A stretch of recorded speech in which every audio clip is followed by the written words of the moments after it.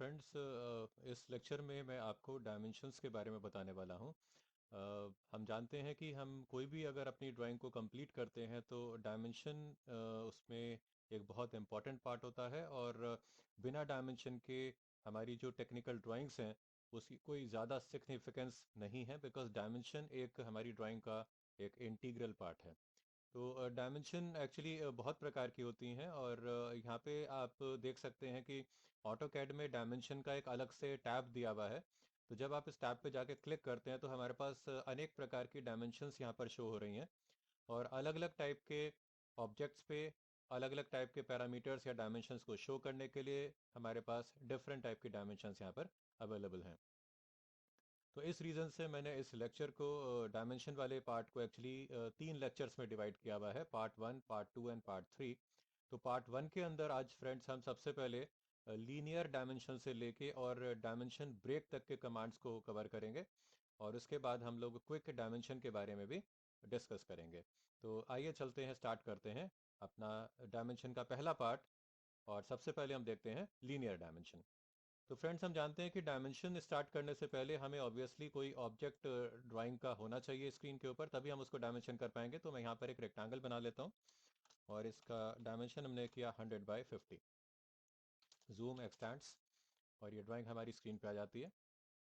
सबसे पहले हम डायमेंशन पे जाके लीनियर डायमेंशन को सेलेक्ट करते हैं। लीनियर डायमेंशन हम यूज़ करते हैं जब हमारे ऑब्जेक्ट की डायमेंशन हमें हॉरिजॉन्टल डायरेक्शन में या केवल वर्टिकल डायरेक्शन में डायमेंशन करनी होती है। तो मैं इस रेक्टेंगल की लेंथ को लीनियर डायमेंशन से मार्क करना चाहता हूँ।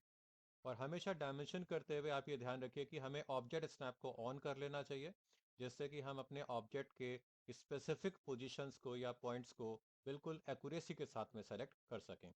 तो मैंने इस रेक्टेंगल का अपर लेफ्ट कॉर्नर को सेलेक्ट किया और अपर राइट कॉर्नर को सेलेक्ट किया, और मैं इसको ड्रैग करके यहाँ पे ड्रॉप करता हूँ तो हमारे सामने ये डायमेंशन आ जाती है। अब आप देख रहे होंगे डायमेंशन आ चुकी है, लेकिन डायमेंशन का जो टेक्स्ट है उसका साइज बहुत कम है और इवन एरो वगैरह का साइज बहुत कम है। तो ऐसा फ्रेंड्स हो सकता है कि जब आप सबसे पहले अपनी ड्राइंग में डायमेंशन करें तो डायमेंशन का साइज आपको बहुत कम नजर आए, मतलब आप इसको ठीक से पढ़ नहीं पाए। तो उसको ठीक करने के लिए हमें डायमेंशन में जाकर के डायमेंशन स्टाइल में जाना होता है। और अभी हम स्टैंडर्ड वाले डायमेंशन को यहाँ पे यूज़ कर रहे हैं, तो मैं इसको मॉडिफाई करूँगा। और फिट ऑप्शन के अंदर एक हमारे पास ऑप्शन होता है ओवरऑल स्केल का। तो हम इसको ओवरऑल स्केलिंग कर सकते हैं। सपोज मैं इसको 20 टाइम्स स्केलिंग करता हूँ, तो इसको स्केलिंग करने से क्या होगा, हमारे डायमेंशन का टेक्स्ट, एरो, सभी चीज़ का साइज 20 टाइम्स बढ़ जाएगा। और इसके बाद आप इसको ओके कर सकते हैं और सेट करंट करके आप इसको क्लोज करके बाहर आ सकते हैं। तो आप देख सकते हैं फ्रेंड्स कि हमारा डायमेंशन का साइज 20 टाइम्स बढ़ गया है और अब ये हमें क्लियरली विजिबल है। अब सपोज मुझे लगता है कि इसका साइज कुछ ज़्यादा बढ़ गया है, मैं इसको थोड़ा कम करना चाहता हूँ, और साथ में नंबर ऑफ डेसिमल प्लेसेस को भी मैं 4 ना रख के इसको मैं 2 प्लेसेस तक मैं एक्यूरेसी देखना चाहता हूँ। तो हम एक बार दोबारा से डायमेंशन स्टाइल कमांड पे जाएंगे और स्टैंडर्ड वाले डायमेंशन स्टाइल को सेलेक्ट करके मैं इसको मॉडिफाई पे क्लिक करूंगा। और इसके बाद मैं इसके ओवरऑल स्केल को कम कर देता हूँ, मैं इसको 20 की जगह कर देता हूँ 10। और नंबर ऑफ डेसिमल प्लेसेस को कम करने के लिए हम प्राइमरी यूनिट्स में जाकर के यहाँ पर प्रिसीजन लेवल को क्लिक करके इसको हम 2 प्लेसेस तक कर देते हैं। और इसको मैं ओके करके सेट करेंट करके और जब क्लोज करके बाहर आता हूँ तो आप देख सकते हैं ये डायमेंशन हमारे यहाँ पर आ चुकी है। एक बार फिर से हमने लीनियर वाले ऑप्शन को सेलेक्ट किया। इस बार मुझे अपने रेक्टेंगल की विड्थ को मार्क करना है, तो हमने यहाँ पर क्लिक किया, हमने यहाँ पर क्लिक किया और ये आ गई हमारे रेक्टेंगल की विड्थ। तो 100 millimetres and 50 millimetres. Next dimension है अलाइंड डायमेंशन। अलाइंड डायमेंशन हम तब यूज करते हैं फ्रेंड्स जबकि हमें जो लीनियर डायमेंशन है या जो दो पॉइंट्स के बीच का डिस्टेंस है वो दोनों पॉइंट्स ऐसे हैं कि वो ना तो हॉरिजॉन्टल अलाइनमेंट में है और ना ही वर्टिकल अलाइनमेंट में है। एग्जाम्पल के तौर पे अगर मुझे इस रेक्टेंगल का डायगोनल डायमेंशन देना है तो हम अलाइंड वाले ऑप्शन को यूज करेंगे।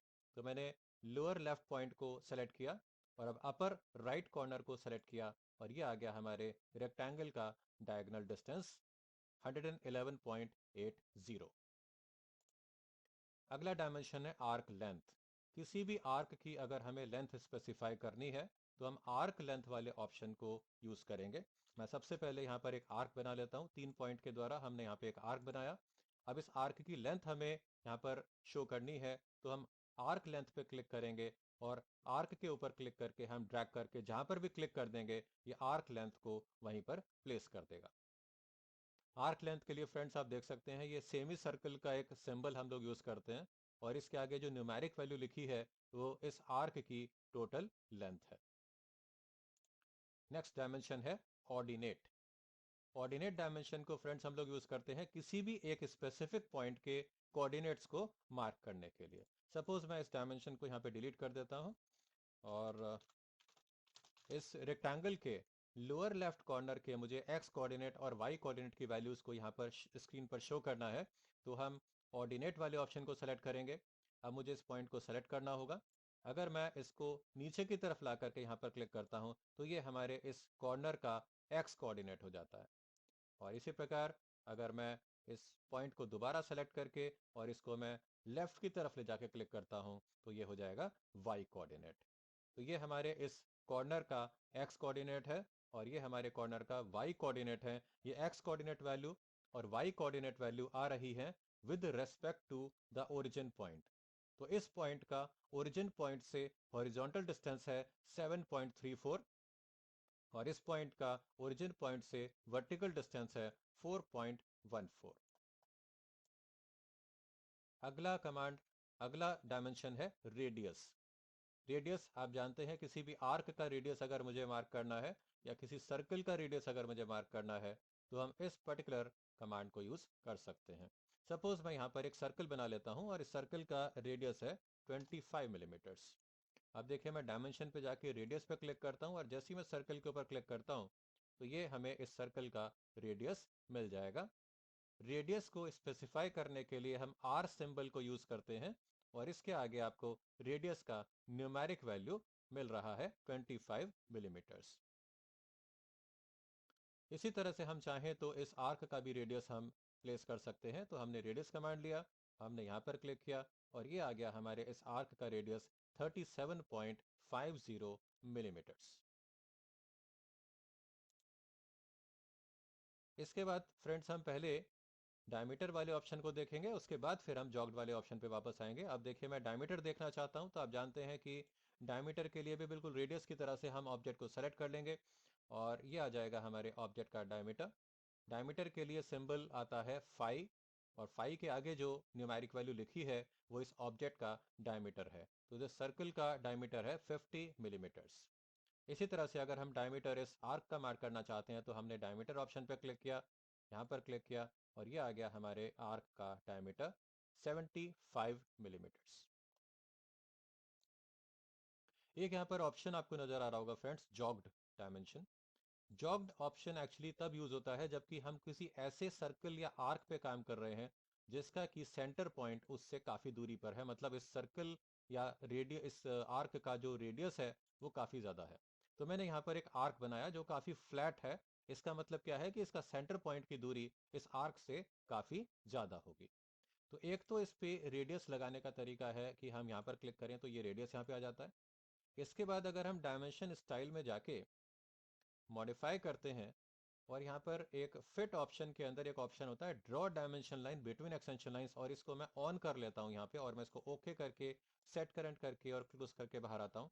इसके बाद आप देख सकते हैं फ्रेंड्स कि यहाँ पर जो हमारा डायमेंशन है वो डायमेंशन रेडियस डायमेंशन के साथ में एक लाइन यहाँ पे आ रही है जो इस आर्क के ऊपर से स्टार्ट होकर के आर्क के सेंटर पॉइंट तक जा रही है। तो ये आर्क, ये जो लाइन है ये एक्चुअली एक एक्स्ट्रा एलिमेंट यहाँ पर ऐड हो जाता है और ये एलिमेंट कई बार हमें ड्राइंग्स के अंदर डिस्टर्ब करता है। अब सपोज इतनी बड़ी लाइन की हमें यहाँ पर कोई ज़रूरत नहीं है तो इसको शॉर्ट करने के लिए ये ऑप्शन दिया गया है जॉग्ड डायमेंशन। तो आप यहाँ पर क्लिक करेंगे, आप इस आर्क के ऊपर क्लिक करेंगे और आपसे पूछ रहा है सॉफ्टवेयर कि आपको सेंटर लोकेशन ओवरराइड कौन सी पोजीशन से लेना है। तो मैं यहाँ पर क्लिक कर देता हूँ तो ये हमारा सेंटर पॉइंट ओवरराइड हो गया, सेंटर लोकेशन ओवरराइड, और आप यहाँ पर अब क्लिक कर सकते हैं। तो इस तरह से हमारा ये डायमेंशन यहाँ पर आ चुका है। ये जो रेडियस है आप देख रहे होंगे इतनी बड़ी लाइन की जगह हमने एक छोटी लाइन से यहाँ पे काम चला दिया और इसको लेने के लिए हम यूज करते हैं जॉग्ड वाले ऑप्शन को। तो ये जॉग यहाँ पे आने का मतलब ये है कि इस वाली लाइन का जो एंड पॉइंट है इसको इस आर्क के सेंटर पॉइंट की तरह से कंसीडर ना किया जाए। ये इसके सेंटर पॉइंट को डिनोट नहीं करता है। तो इस तरह से इस बड़ी लाइन को शॉर्ट करने के लिए हमारे पास एक जॉग्ड ऑप्शन यहाँ पे प्रोवाइड किया गया है। नेक्स्ट कमांड है हमारे पास, नेक्स्ट ऑप्शन है एंगुलर। एंगुलर को फ्रेंड्स हम लोग यूज करते हैं अगर हमें किसी भी आर्क का एंगल अगर मुझे यहां पर मार्क करना है कि ये आर्क अपने सेंटर पॉइंट पे कितना एंगल बना रहा है, तो हम एंगुलर वाले ऑप्शन पे जाके इसके ऊपर क्लिक करके और इसको ड्रैग करके जब हम यहाँ पे ड्रॉप करते हैं तो देखिए ये आर्क अपने सेंटर पॉइंट पे 27 डिग्रीज का एंगल बना रहा है। या इसका एक और एप्लीकेशन हो सकता है कि जैसे हमारे पास ड्राइंग्स में कोई भी दो ऑब्जेक्ट्स इस तरह से हैं, दो लाइंस हैं सपोज, इन दोनों लाइंस के बीच का एंगल अगर मुझे मार्क करना है तो हम डायमेंशन पे जाके एंगुलर ऑप्शन पे जाके जैसे ही हम इन दोनों लाइंस पे वन बाय वन क्लिक करते हैं तो देखिए इन दोनों लाइंस के बीच का एंगल हमारे सामने आ गया 45 डिग्रीज। नेक्स्ट ऑप्शन है बेस लाइन ऑप्शन। अब बेस लाइन ऑप्शन के लिए फ्रेंड्स हमारे पास एक्चुअली कंटिन्यूटी में कुछ ऑब्जेक्ट्स होने चाहिए। एग्जाम्पल के लिए मैंने यहाँ पर इन सभी ज्योमेट्रीज को फिलहाल अभी डिलीट कर दिया है और ये हमारे पास अभी एक रेक्टेंगल यहाँ पर रह गया जिसकी लेंथ है 100 और इसकी विड्थ है 50 मिलीमीटर्स। और इसी रेक्टेंगल के कंटिन्यूटी में मैं यहाँ पर कुछ और रेक्टेंगुलर फीचर्स को क्रिएट कर देता हूँ। तो इस तरह की सिचुएशन हमें मैकेनिकल ड्राइंग्स में, आर्किटेक्चरल ड्राइंग्स में, सिविल ड्राइंग्स में बार बार मिलती है जहां पर हमारे पास लगातार कंटिन्यूटी में मल्टीपल फीचर्स होते हैं। तो इनका डायमेंशन करने के लिए सबसे पहले हम लीनियर ऑप्शन को यूज करेंगे और इसकी डायमेंशन को मैंने पहली डायमेंशन को मार्क किया लीनियर ऑप्शन को लेके। अब इसके बाद कंटिन्यूटी में सपोज मुझे इन ऑब्जेक्ट्स की या इन फीचर्स की भी डायमेंशन चाहिए तो हम यहाँ पर बेस लाइन ऑप्शन को यूज कर सकते हैं। तो बेस लाइन पे जाके क्लिक करेंगे और इसके बाद मुझे अब केवल इसका सेकंड पॉइंट सेलेक्ट करना है। सेकंड पॉइंट सेलेक्ट करना है, इन डायमेंशंस का मुझे फर्स्ट पॉइंट सेलेक्ट करने की जरूरत नहीं है क्योंकि सभी डायमेंशंस का फर्स्ट पॉइंट यहाँ पे कॉमन है, इसीलिए इसको बोलते हैं बेस लाइन डायमेंशन। तो बेस लाइन डायमेंशन के अंदर सभी फीचर्स का जो फर्स्ट पॉइंट है वो कॉमन होता है और सेकंड पॉइंट अलग अलग होता है। और आप देख सकते हैं इन डायमेंशंस के बीच में एक गैप यहाँ पर ऑटोमेटिकली आ जाता है। इस इस गैप को एक्चुअली हम चेंज कर सकते हैं बाद में भी। इस गैप को चेंज करने के लिए हमारे पास ऑप्शन होता है डायमेंशन स्पेस। अगर हमें डायमेंशन स्पेस को बढ़ाना है बाद में तो हम डायमेंशन स्पेस वाले ऑप्शन को देकर हम इसको बढ़ा सकते हैं। आइए देखते हैं हम इसको कैसे बढ़ाएंगे। पहले हम ये चेक करना चाहते हैं कि इन दोनों डायमेंशंस के बीच में कितना गैप है, तो हम यहाँ पर डिस्टेंस कमांड लेते हैं, डी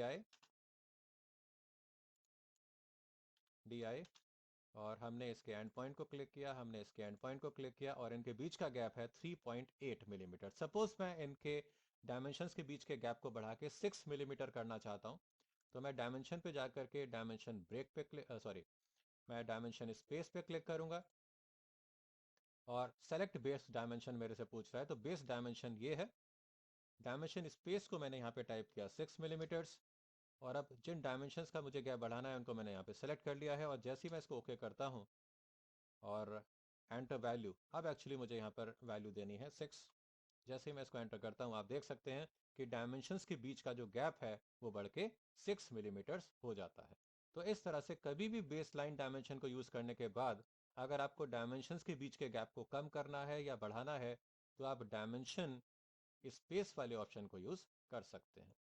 अब आइए देखते हैं कंटिन्यू ऑप्शन।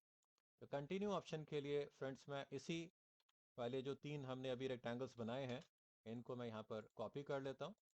इनको हमने कॉपी किया। पहला डायमेंशन तो हम इसमें भी प्लेस करेंगे लीनियर वाले ऑप्शन से।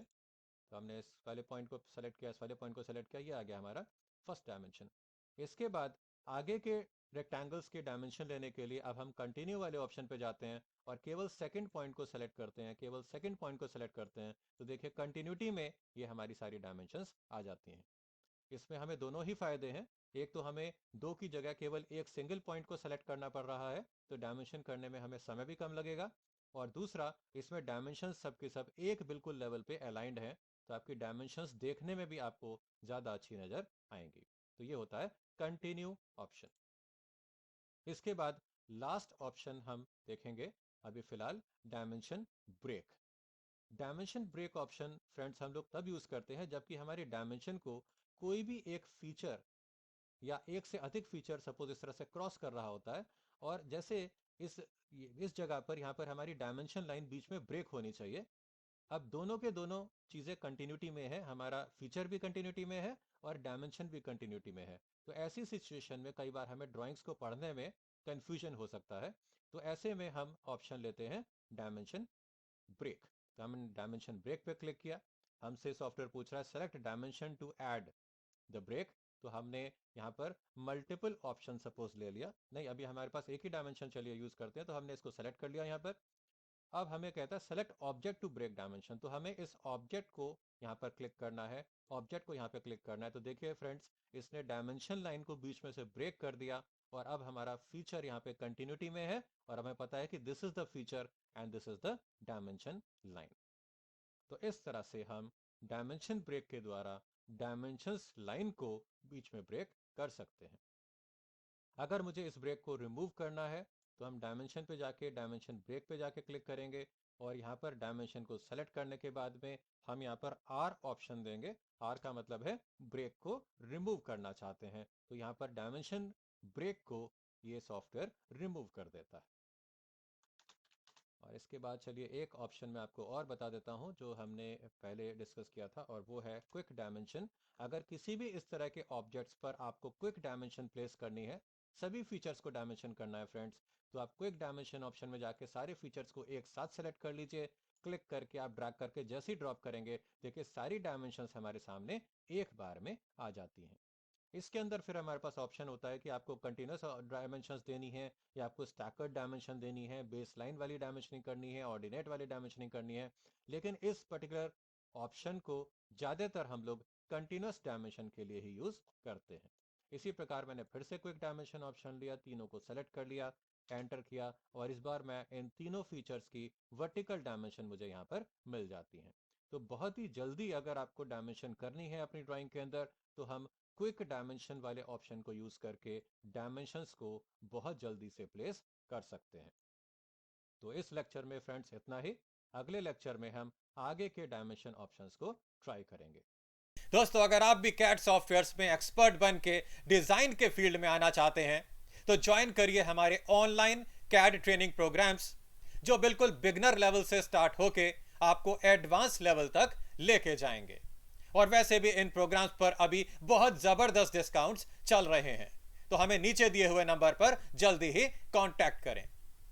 दोस्तों, अगर आपको यह वीडियो पसंद आया है तो लाइक करिए, इस चैनल को सब्सक्राइब कर लीजिए और बेल आइकॉन पे भी क्लिक कर दीजिए, जिससे कि आपको आने वाले नए वैल्यूएबल वीडियोस के नोटिफिकेशन लगातार मिलते रहें। तो जल्दी ही मिलते हैं एक नए वीडियो में।